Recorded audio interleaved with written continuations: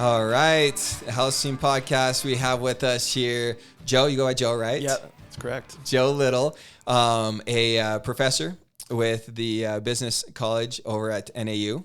Yeah. Did I say that right? Yeah, it's W.A. Frankie College of Business. College of Business, Yeah. correct. And what? So you and I are just meeting for the first time here. Yeah. I told you I'm super excited. Mutual friend Jeff Ross introduced us, and I told you I'm cognizant of wanting to stay out of echo chambers and knowing that, hey, from the industry experts we listen to, from digesting large national economists and a lot of industry folks, right? One of my favorite or two favorite sources of data. One of them was a real estate broker out of New York and does like a tons of national data, keeping current matters, and with Steve Harney there. And then another one is Barry Habib with MBS Highway, Mortgage-Backed Security Highway is the name of it, watching the rates and everything, and was a loan officer. And so there's, we always have to be cognizant of the angle and the bias, however,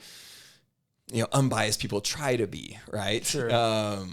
But so you're coming from this angle, Jeff had let me know that you're, very much in, studying the housing aspect of things and very into then what's going on here. And so before we dive in too far in getting the Joe take on everything, let's get a little bit of your background here. So you are, what subjects do you teach over at the Business College? Yeah, so right now this semester I'm covering intermediate and principles level macro, but by specialty I'm an environmental natural resource economist with a background in econometrics, so statistics for economics, public finance. And so I specialize in things like non-market valuation. I look at trying to value ecosystem services, amenities with respect to outdoor recreation, and other goods and services that are involved in that process. So looking at a place like Flagstaff, there's obviously no shortage of amenities that we can study and examine their role in our local economy. So that's why I'm here. Fascinating. That unpacks a lot of things here. And we're what got you driven into that? I worked for the Forest Service as a firefighter in the late 90s. And following college, that was just a fantastic experience. And so I really became interested in the idea of environmental economics. And we study issues of market failure, so externalities such as pollution, for example. And we also look at the public goods problem that can exist. And so when we start dealing with ways to improve market outcomes or evaluate how non-market commodities and amenities influence our economic well-being, that's really fascinating to me because I'm a very incentive-oriented guy. And so when I look at human behavior, it's really intriguing to me to see how people respond to things that they can't buy, right? And so we think about access to trails, for example. We think about the mountains here in particular. I grew up in Idaho, so obviously a mountainous state as well. Just being outside ends up being very important for our well-being, and it has an impact on our local economy. So that's what drove me down to the University of New Mexico, and I earned my PhD there. And then after that, I moved to Alaska, where it's nothing but amenities, and that was a really eye-opening experience. Yeah. And then how long have you been then here in Flagstaff? So I moved to Flagstaff in the summer of 2020. So we could probably talk about 40 minutes on the move itself, but needless to say, an opportunity presented itself. I was very fortunate to have that opportunity to join the faculty at NAU. I packed up my family and we moved from Fairbanks, Alaska to Flagstaff, Arizona in the middle of the pandemic. So my decision-making is questionable at times, but you look at it and you go, oh my gosh, that was such a good move. And I've really loved the last few years here. I've really enjoyed getting to know the people. It's a fantastic community. Very, very strong social capital, I would say, when you start meeting people and getting out there, seeing people involved in the community, caring about the community, caring about things like livability. So that's really a cool dimension of Flagstaff that we've come to love and enjoy. And then, naturally, the weather is fantastic here. So we get 4 seasons and no more minus 50s in the wintertime. So we'll take that any day of the week. It's all perspective, right? Yeah. So, I know a lot of people are struggling shoveling all the snow we got this last winter, but it's a matter of it could always be worse somewhere else. Oh, it can be worse. And, in the grand scheme of things, that was a fair bit of snow, but it keeps you in shape. So yeah, exactly. Well, and I love that. So I'm from the Utah area, and it blew my mind in just that context too of again, the different things you take for granted when we're here in the Ponderosas and Sure. we get that heavy snow and it's sitting in the trees and it's gorgeous. Oh, yeah. But then a lot of the mountainous areas, so like in the Salt Lake Valley area, you don't have a ton of pine is not really native to that area. So you have, right? Yeah. So you have a lot of like leafy trees that so this is like after a year or so of being in Flagstaff, and we travel up to visit family in Utah for Christmas, and I'd just gotten a drone. Nice. So I was like flying this thing around, and I was like, Utah's really ugly during the winter time because the leaves are gone. Right. And if the snow's not on the ground, then you just have all these like scraggly trees. Whereas like we have these like, the Ponderosas sitting with the snow. And so it's, a lot of things that you take. So what part of Utah are you from? Just north of Salt Lake City area. It's called Bountiful. Bountiful, yeah, I know that. My wife's family is in Logan. So, okay. Yeah. So there's another connection. Yeah. I love it. And you and I were talking though, in that, and I'm fascinated as we talk about the macro and the micro. And for those of you that don't use those words oftentimes, and I have very little, economy level classes here, so I use them hopefully properly there on like the big picture and the small picture, right? And thinking real big picture though here, and I'm fascinated by this as we were talking. And one chart we've used with a lot of our clients and with viewers right now is that from 1990 to now, I have this chart showing total appreciation, which shows that distribution throughout the United States. So with a lot of folks seeing the Midwest and even some parts of like the East in like 200-250% appreciation, which was great, but then seeing Arizona, Utah, Idaho. So talking through, and Oregon, Washington are like 400 to 500%. So I over double. Right. And so with your background and just in broad strokes, of course, as we generalize through this, so full disclaimer, you'll call Joe for the detailed perspective. Why do you think that is?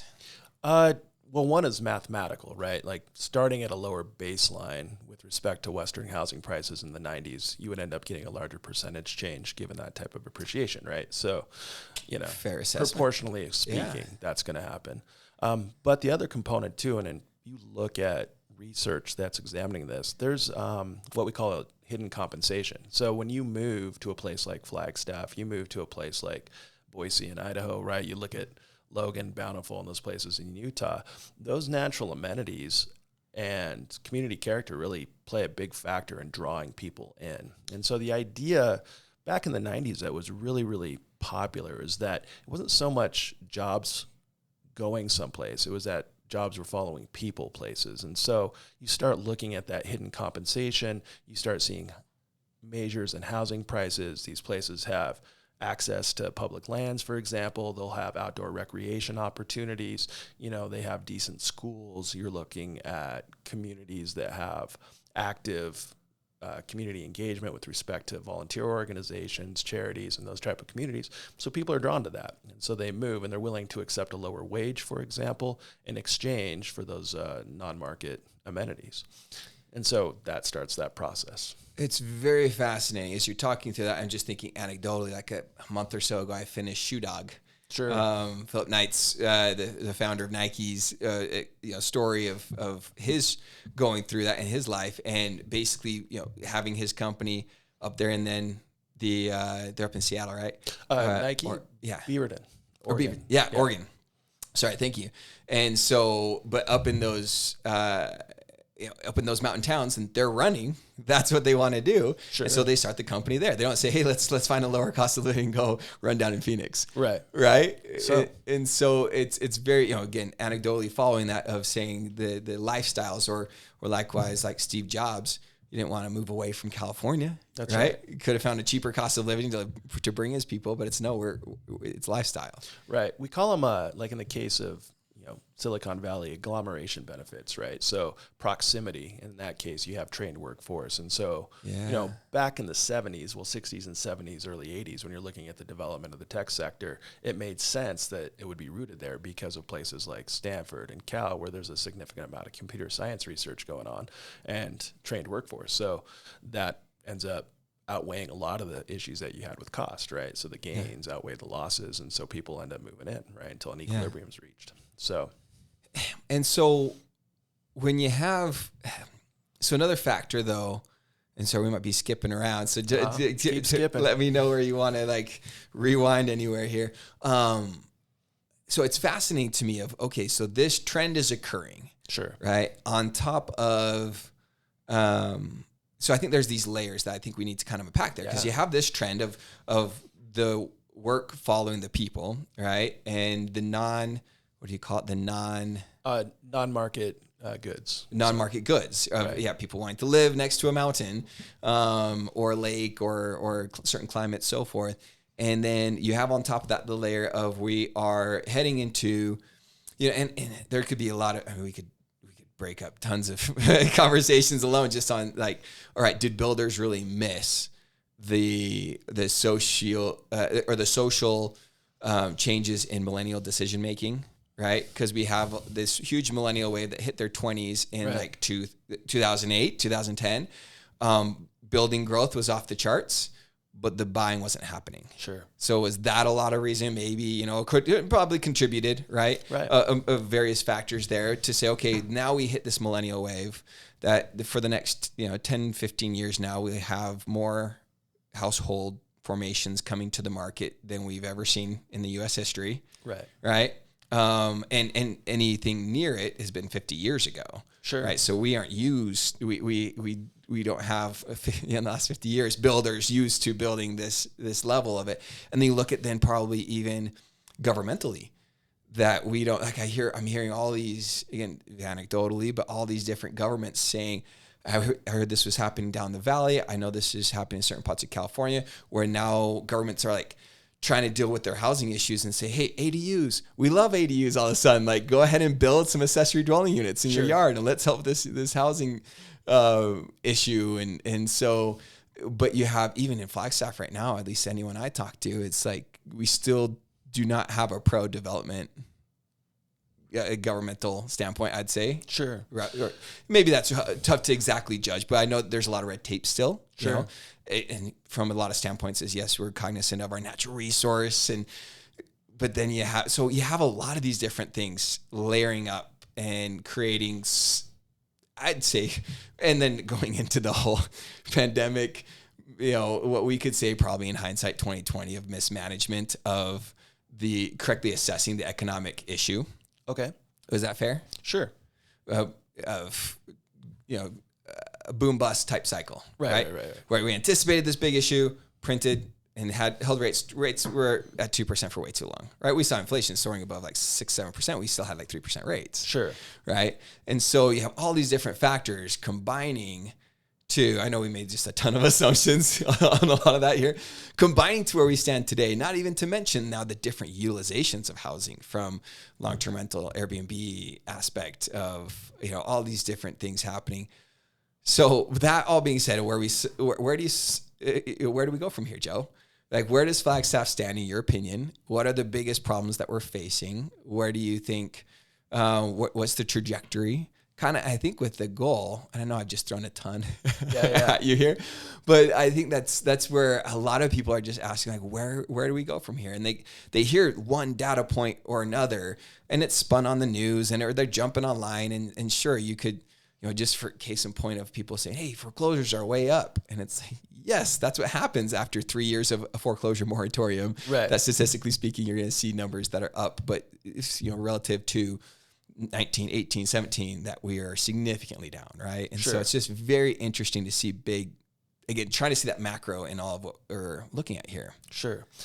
So there is a lot to unpack there, so I'll do my best. Yeah. And I want to provide some context. If we were to look at areas with rapid population growth and housing growth, I would point to Fairbanks in the late 70s and the construction of the Trans-Alaska Pipeline. Okay. And I'd like to use that context just to really kind of weigh what Flagstaff is experiencing now relative to what was seen then. And while the time periods are substantially different, we know the late 70s were a period of high inflation, so at least economically there's that similarity. We also saw the Fed respond under Volcker with substantial interest rate increases to curb that. Yet when you look at a place like Fairbanks, its population exploded in response to the construction of the Trans-Alaska Pipeline, and housing took a while to keep up. And so if you go and you look at the housing stock, most of it was built in the 1970s and 1980s. Now, the challenge here is that Fairbanks is very inhospitable in the wintertime, and so we have high demand for home heating. The problem is that there wasn't enough local supply with respect to builders, and so a lot of folks came in chasing these new opportunities from outside and built to provide housing. Now, if you look at the spectrum of, say, regulated versus unregulated, Fairbanks is clearly on the regulated side. And just to provide context, there really aren't building codes there, even to this day. This leads to some interesting outcomes in the housing market up there, right? But when we look at how that impacted the community, it really translates 40 years later when you have homes that are actually energy inefficient because they were built by builders from the lower 48 for climates more akin to here than the Fairbanks climate, right? Yeah. And so that capital over time doesn't necessarily respond to the location, the climate, right? Flagstaff, to that extent, hasn't seen that type of growth in the market. Sure, we've seen housing appreciation, but we also have a relative scarcity of land available because of our accessibility to all the public lands, for example. And so there are things that we have to deal with, I think, on the housing front with respect to kind of just looking at the structure of the market, right? And you mentioned the vacation rentals, and this is something that I've been trying to develop as a research project. And to provide context, this last August, approximately 64% of the listed Airbnb, VRBO vacation rentals were homes that were 2, 3, and 4 bedroom homes. So right in the wheelhouse that families are going to need. Yeah. And then if you look at the composition with the number of days out of a year that, say, one of these vacation rental properties are on the market, that's close to about 70%. So you have a substantial amount of housing that's actually currently being used for short-term vacation rentals that's actually sitting right on the market most of the time. And so you're actually saying 30%-ish occupancy? No, for 70% of the homes that are listed are on there are available for at least 3/4 of the year as a vacation rental. So if you look at it, 270 days to 365 days with respect to being available as a vacation rental. So not booked. Not necessarily booked, but available. Okay. So we're not talking occupancy. Yeah, occupancies, last month was about 62%. But that's one component of the market, right? And then you mentioned other issues with respect to the types of homes that are here, housing affordability with respect to interest rates. So it's a really complex nut to crack, right? It's not going to be a simple answer here. And home affordability is very much linked to livability. And it's a challenge for places like Flagstaff because I actually read this. You were in the Flagstaff business, I guess, monthly or quarterly, right? I thought your analysis was pretty prescient with respect to the composition of the market and what we're seeing going on there, that it's going to be the case that I don't think the Flagstaff housing market's going to see any serious price declines, right? I mean, the demand is really being driven by not only local demand, but coming outside from Phoenix, places like that location, and people just want to be here. So, yeah, well, and I think that reminds me of, we have a Navy SEAL, or a former Navy SEAL that's a loan officer in my company he's in the San Diego area. Nice. And it's interesting to me, just how, there's so much dynamic and change in our markets, and, our industry particularly, it deals with a lot of, we move with a lot of dynamic and change, right? Sure. The way that our business structures and team roles and assignments responded in a 2% rate market versus in now a 7% market are entirely different. And so, so there's a lot of like pep talking going on in the market right now. And so it's interesting, this Navy SEAL, like, he used this example. I'd taken the context of, like, everyone's worst day is their worst day, but there's certainly context where he was talking about, he drew on an example of, like, a prisoner at war, like, saying, like, the folks that this guy was in, like, I think in, like, the Vietnam War, and a prisoner of war for like 7 years. And he said the people that did the worst were the folks that were, like, the wishful thinkers, right? The ones that could deal in reality and then have the mindset of no one's coming to save you, like, could survive, right? Interesting. And I think I think that's we draw on all these little things, and people thinking, oh, like, is this big wave of of either new development or Airbnbs coming to market or foreclosures or all these different things. And I think that generally speaking, yes, there will be changes and shifts in our market here, but I'd go so far as to say that in a broad stroke, my mentality is to so if we break down your data and talk through this, I'm curious your take on this, is to kind of have the buyer in Flagstaff needs to be able to have a mindset that nothing is coming to save you. Yeah, potentially, Sadly, right? Yeah. Like we will see, and again, dynamic. So we talked through of saying, sure, rates will come down, right? They're going to come down. I know, as far as, I shouldn't say I know, but as far as history repeats itself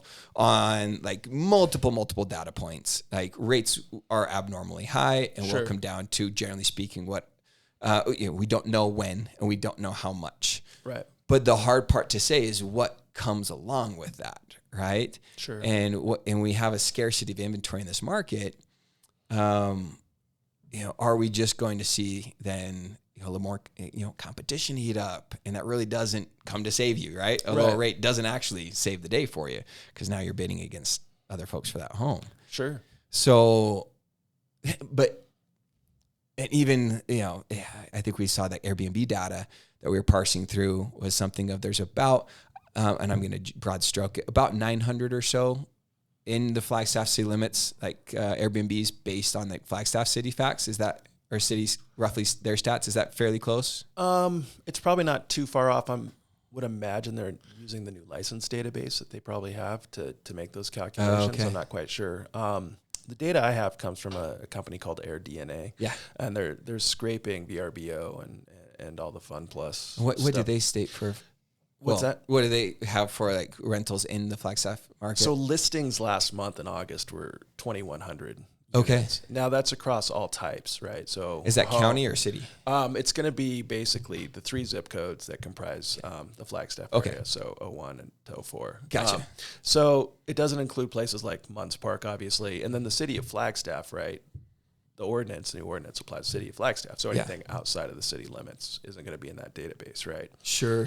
Well, and I was definitely just looking in city limits in general on that. But it's a considerable amount, right? Like I was trying to last night, burn on the midnight oil a little bit and trying to look at some quick facts. And based on like most recent census, there's about 38,000 housing units in the Flagstaff area in the MSA. Okay.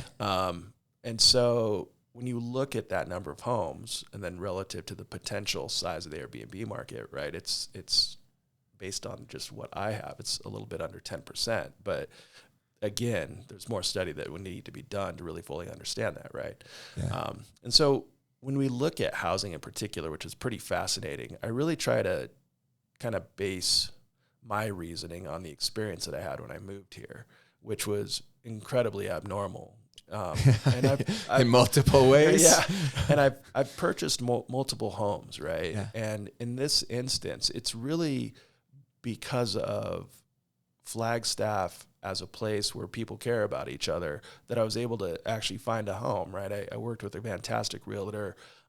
We had a friend that really hosted me for actually 4 months. I lived in an RV separate from my family. Oh, wow. Right. Yeah. And when I rolled in here, right, I'm not your first home buyer. Yeah, right. Yeah, I've got equity able to come in, and I'll be frank, I got crushed. I was just like what I was expecting, right? We talk about this, your analogy that you provided. What I was expecting ended up being substantially different than the end reality. Yeah. Ended up paying a lot more, right? Yep. Got beat in multiple bids, right? That's just part of the market here. Yeah. And then ended up substantially in a different location than I necessarily was looking for, but found a great home nonetheless and was able to settle down. Now, the ending of that story is happy, right? For a lot of other people, especially young home buyers that are looking for opportunities to start building wealth, purchasing a home is that first step, and it's getting increasingly difficult to do that. Like, frankly speaking, I don't know how you do it as a first-time home buyer here. I know there are niches in this market. There are openings. I think we were mentioning Sunnyside the other day. There's places in town you can do it, but even relatively speaking, if you start looking at affordability, most mortgages are going to be more than 30% of your income, right? So there's going to be some challenges there that you have to deal with. And it's troubling because you talk about millennials, right? We're moving on to Gen Z. It's the future workforce, right? So you're looking at a place like Gore. How are they going to continue to recruit workers for their business when you're looking at, with respect to recreation demand businesses that really are centered here, that ends up remaining important. So are we going to be able to continue to keep feeding that, right? It's home affordability is going to be a drag on growth potentially, and that's a concern that I would have. Yeah, and certainly as we were talking through, we have to be able to see, I think, our situation is not, yes, there are unique factors at play. Each city and each situation, time frame of growth is unique. But in a lot of ways, if we try and draw, like, comparably speaking, like our growth, and we were talking just briefly before the podcast, but we're on a path that a lot of cities have dealt with, right? Yeah. A lot of cities as they are, and I loved how you put it there, and I'm gonna have to remember that term, the non-cost. Oh, non-market. Yeah, the non-market benefits of, like, that, and I've said so many times on this podcast, so it's kind of beating a dead horse on just, like, so many different, those non-market factors are not going anywhere. Sure. Knock on wood, Yeah. Please don't burn down the forest. But as long as we don't burn down the forest, like the Grand Canyon, the proximity to Phoenix, the proximity to, places like Powell, or all, everything that we have around us, those factors aren't going anywhere. So it's curious to me, like, we'll see pain points on that growth cycle, certainly speaking. But I guess it's very curious to me for folks to be able to kind of wrap their minds around, and is it kind of a factor of taking things for granted, right? If you grew up here and you're like, okay, you have a certain economic means assigned to you. Sure. Or I shouldn't say that. No, that's, let's reverse that. You have a certain economic means that you are working towards or have achieved, and then you have this natural amenities at your fingertips. Sure. And now you're going to buy a home, and then someone else could be looking at as a second home, or moving up and working remote, or who knows what, right? And they have more means. If they're willing to spend more, then they're valuing that non-cost, even though it then turns into a cost on housing, right? Yeah. Do you know where I'm going with that? Yeah. So, basic micro, right? Looking at supply and demand. Yeah. On the supply side, low-cost producers kind of occupy that lower willingness to accept lower prices in the market. On the demand side, there's a link, right? You have ability to pay. So our starting endowments, which would include things like income, end up being important factors in determining our willingness to pay, right? Yeah. And so at higher prices, those individuals that place a higher marginal value on the good are going to get it in the marketplace, right? And that's one of the challenges, like, trying to convey this concept to students, that when you're looking at those type of outcomes, it does have a certain social implication with respect to how we look at the allocations, but in economics, we define them as efficient, right? So as long as we have that marginal benefit, marginal cost equal to each other in the end, that's going to be what we term socially optimal from a social welfare perspective. But that's short shrift for somebody who's trying to start out and get a home in Flagstaff, right? Sure. And so it's always important to remember kind of that human side when we look at markets and think about that.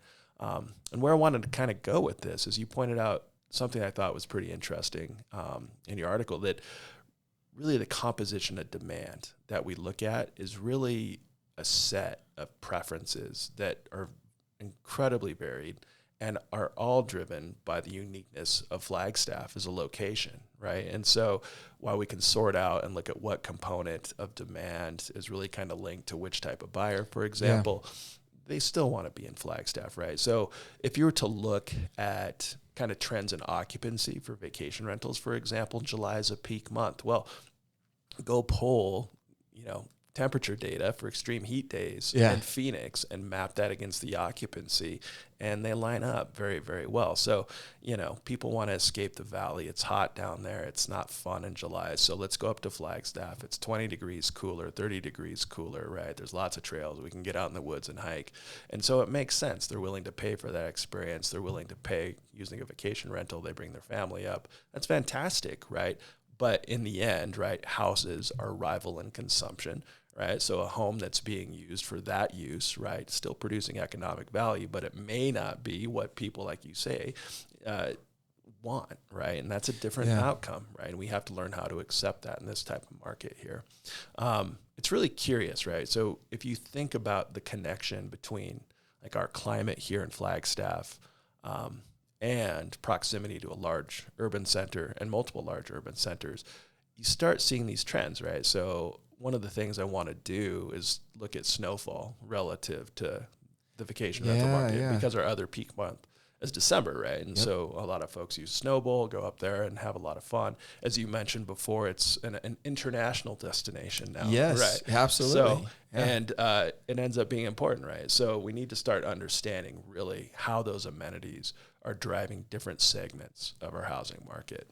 Yeah, and I think it's the challenge, and correct me if I'm wrong, but a lot of the challenge that I would go so far as to say every single business right now has this exact same challenge because of what we then have come to call the unicorn years. Sure. With respect to, yes, it was brought on by a pandemic, and there's a lot of things tied to the illness and everything that happened there, and we don't want to be insensitive to that, but just the unicorn factor that existed in all the data from, what the social trends that created of, whether it was folks that, hey, we're traveling more domestically, and so that's skewing certain data points in economic things, or people that were redistributing for the work remote, or, having, I know, so, again, very anecdotally, just different businesses that, I'm a big mountain biker. Sure. And just knowing that those folks were like just projecting massive amounts of bikes, like it's all of a sudden the resurgence of mountain biking. And then like talking to folks in that industry now, it's like, oh, we overdid it. And, and so I think every business has this big, to say, hey, were we, what was happening between 2010 and 2020, and then, you got to kind of erase those last 3 years as far as any metric of comparison or a lot of comparison, just because so many variables are just extremely unique. And to say, okay, moving forward now, and I think that's what a lot of folks have, it's hard for then a home buyer to say, okay, what was happening from 2010 to 2020, and then we see this big anomaly in the market. And is that normal? Is that going to adjust down? And what? And I guess in my mind, so a couple of questions I have for you. So, so when we talk through, so you kind of already mentioned that you don't see big shift down. So I guess, would you put yourself fairly in the camp of like, there's tons of people last fall. So like a year ago, they're like, oh, they're calling for and a lot of people that I just think wanted attention too. Like love Rich Dad Poor Dad, but Kiyosaki was calling for like a 50% reduction in housing and things like here it's coming, and spoken conferences, and it hasn't happened yet. Sure. So I think nationally, a lot of, we're charting to be about 5% year over year nationally of appreciation. Oh yeah. Very, very, it's, I talked to my realtor partners, and it's very subjective on exact home and neighborhood. So Flagstaff, little ups, little downs, but generally speaking, probably up on the year. Sure. Do you see any major changes to that? If we say, okay, we saw this big growth in the pandemic, you bought in 2020, so you're going to be biased on your answer a little bit here, but being a stakeholder in Flagstaff real estate. But what are your thoughts on where we go from here with the values? Well, it's interesting, right? I haven't spent probably as much time as I should looking at overall markets nationally. Yeah. I really try to. Two things. One, I'm really trying to reroute my research program to Flagstaff. I like to be community oriented in that regard. But with respect to housing here, right, if I were to think that there was going to be like a 2008 type crash, I don't think that's on the horizon. For one, from a policy standpoint, the response following 2008 it tightened mortgage lending standards, right? So you had the qualified mortgages, and when you start looking at that, that's playing a role. other components you're looking at too in Flagstaff, I don't necessarily think we're overbuilt, right? If you were to look at supply conditions relative to demand, right? Yeah. That those type of problems existed with respect to the 2008 crash, right? And you look at Phoenix, always put up as a poster child of the classic problem, right? But even then, right, you're looking at 30% depreciation.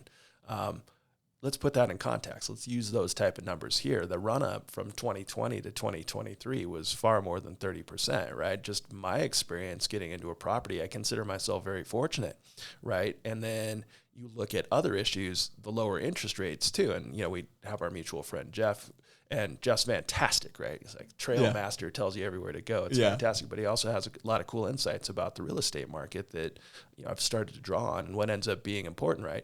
If I've got a low interest rate, man, my incentive to sell right now and lock myself into a higher interest rate, more importantly, into a market where I know I'm going to pay a much higher price, is low, right? And so you've got that lock in the market.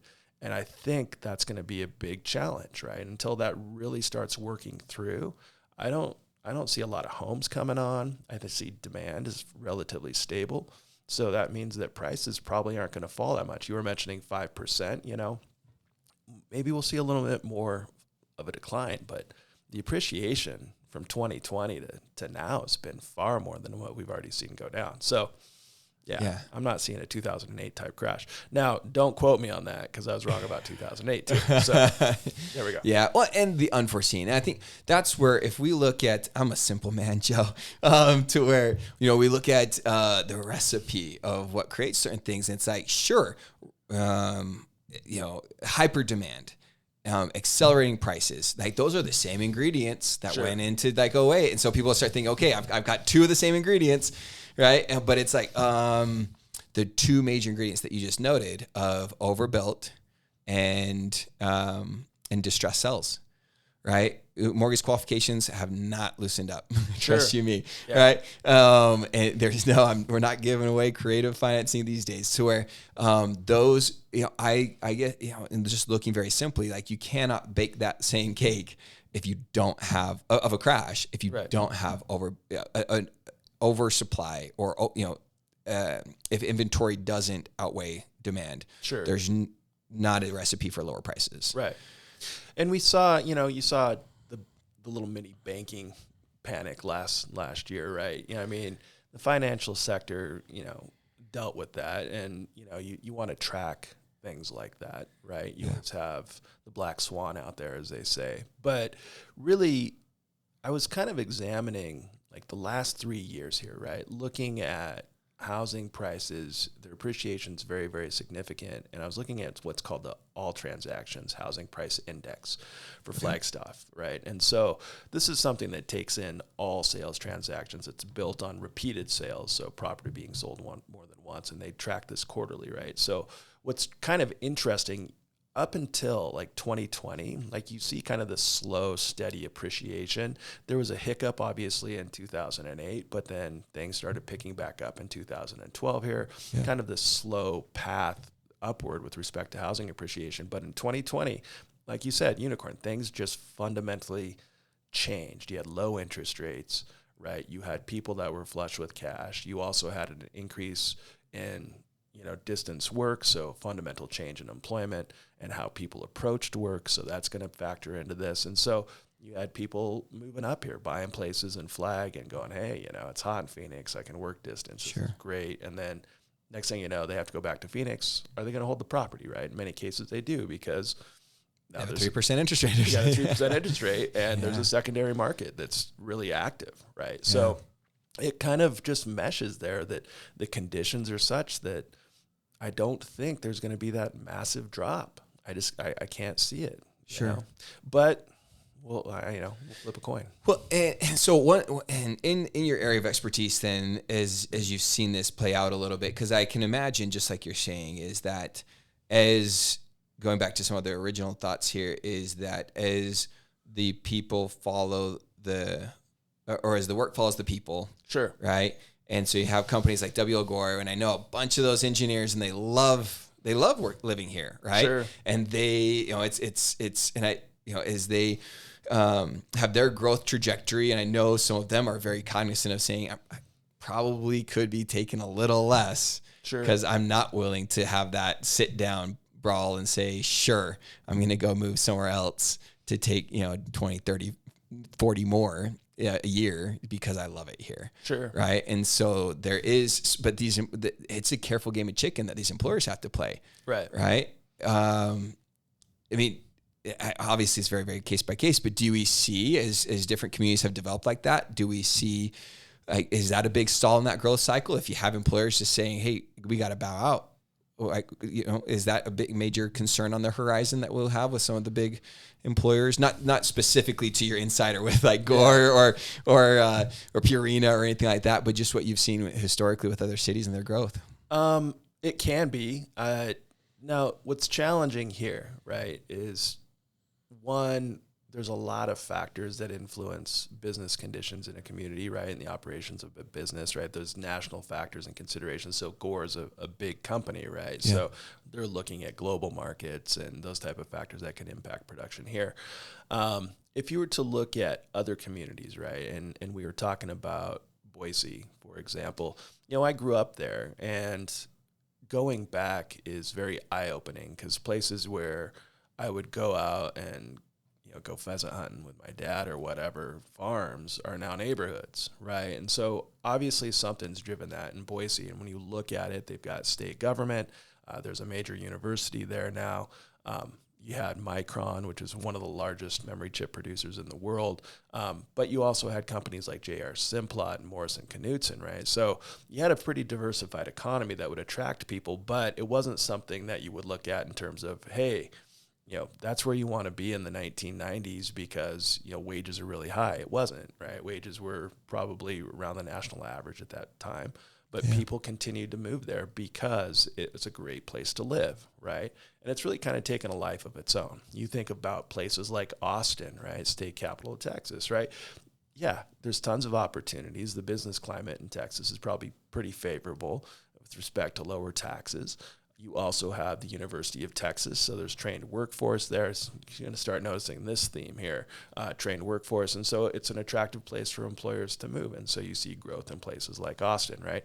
Well, Flagstaff is experiencing a little bit of that, I would argue, right? It's an important element to have NAU here. And I know that there are a lot of mixed feelings out there. But I'll be completely frank, NAU plays a critical role in our local economy. Absolutely. And if you were to ask, right, if you didn't want it here at all, I'm sure you could find a few people raise their hands, and that's okay. But the simple truth is economic growth tends to be higher in communities that have universities, right? And so when we look at other attributes that are really in Flagstaff's favor with respect to growth in the future, NAU plays a critical role. We have an active sector with respect to government, right? So you mentioned the National Park Service via Grand Canyon, but we have tons of places you can go visit. We end up having an active tourism market, right? So it makes sense that on campus we have a hotel and restaurant management program that does very well.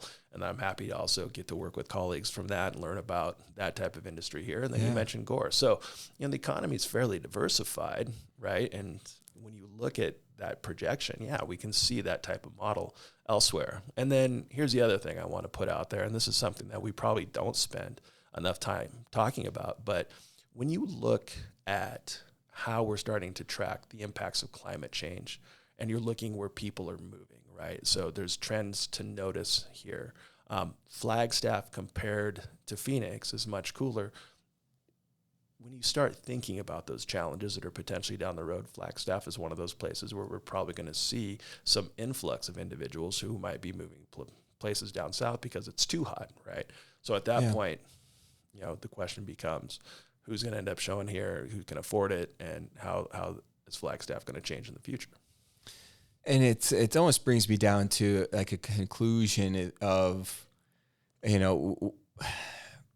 I love the way that you put it, and people being able to, and I highly encourage people to assess, how do you value the non-cost benefits of this market as much as other people do? Sure. And you have to, and even though we're calling it a non-cost, like it is reflective in then the costs of real estate, right? As far as then the competing demand of folks that do want to move in here. And I've kind of made jokes about, this market was created by the sellouts, right? Literally the people that you offered an extra $100,000 to that said, sure, I don't want my house, like I'll take it, right? Of the people that said, yeah, I'll part with my Flagstaff home, and who knows where they moved to, but they were the ones that said, I don't love this mountain that much. Right. And they sold out. Sure. Right. And so I guess, so not to put you on the spot too hard as we kind of work to wrap this up here.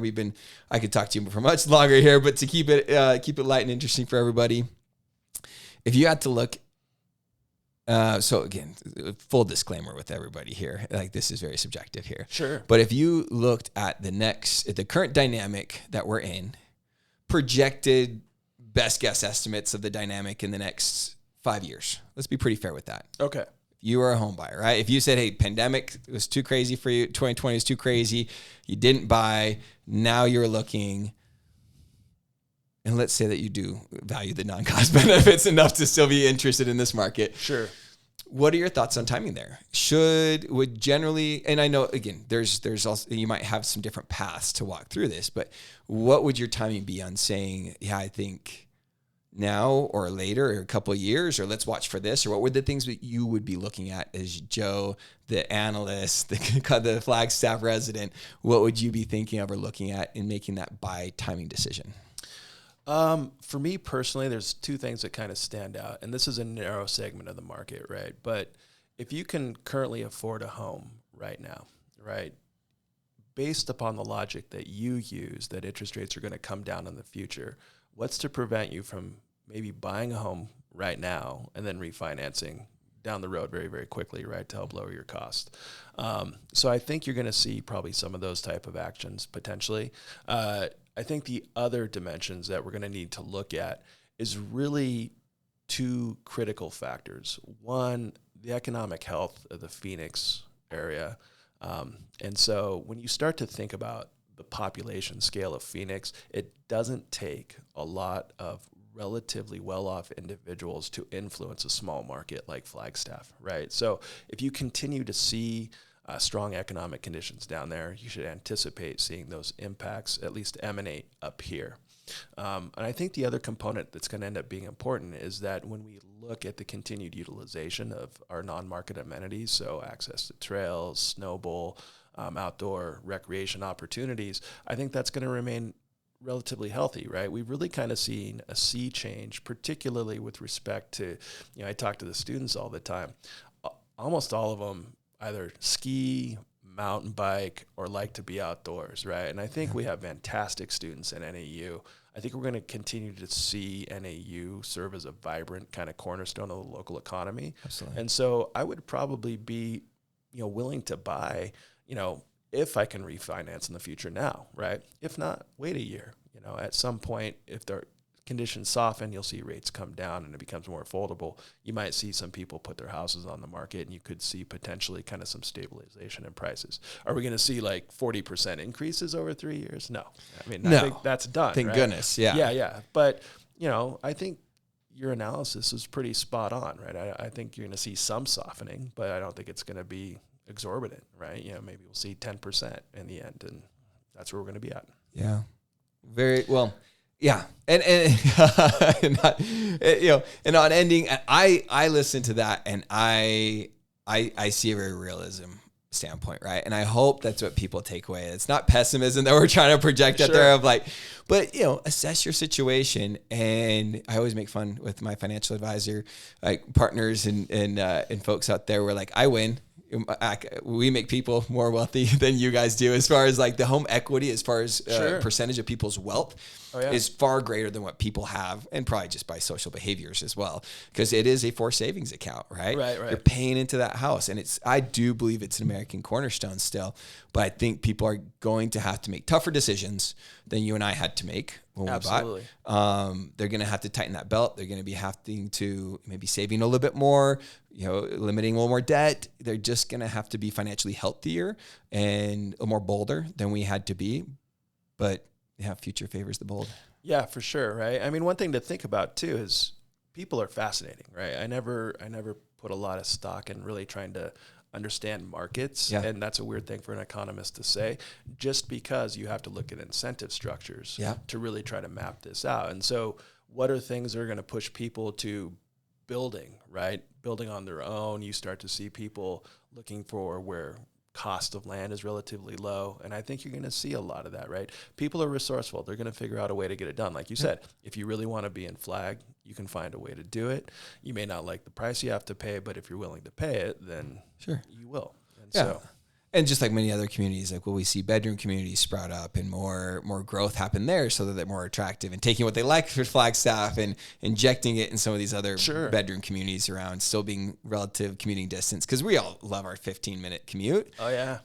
But, where else is, a lot of other larger popular cities, 45 an hour, plus is it's nothing, right? Standard. Yeah. Yeah. I mean, you think about, the commuting nightmares in Southern California, right? Like, fortunately, we're not that, right? Yeah, exactly. But you look at places like Winslow, right? Like, I haven't spent a lot of time there yet, but I do know there are a number of individuals that are commuting back and forth, right? And so you're starting to look at really the impacts of the Flagstaff housing market starting to influence places like Winslow. You're going to see this in Williams. And so it's just kind of an interesting time to be analyzing these type of challenges. And I think another thing that I kind of wanted to end with in our conversation today is really kind of the importance of building and maintaining our community capital, our social capital, and thinking and listening through what each of us have to say. That's a really important dimension, because in the end, one of the things that I've really learned about Flagstaff is that folks are pretty open-minded here. And I've really appreciated how welcoming everybody is, because, I came in as an outsider, and I really, if I were to look at it in a negative context, contributed to the problem. Yeah. Right? Yeah. And so we didn't close the door on you. Right. So I'll own up to that. And so I want to really think about how to pay that forward, figure out ways to contribute to community livability, really try to benefit Flagstaff and the people who live here, because it is a fantastic place. So, yeah. I appreciate being here today. It's been a lot of fun. I love it. We're gonna have a 2.0 at some point in time. Bring me back. Questions. We'll have to have a guided topic next time. Yeah, no, awesome. Well, thanks for being here, Joe. We appreciate it. Yeah, thank you very much. I really appreciate it.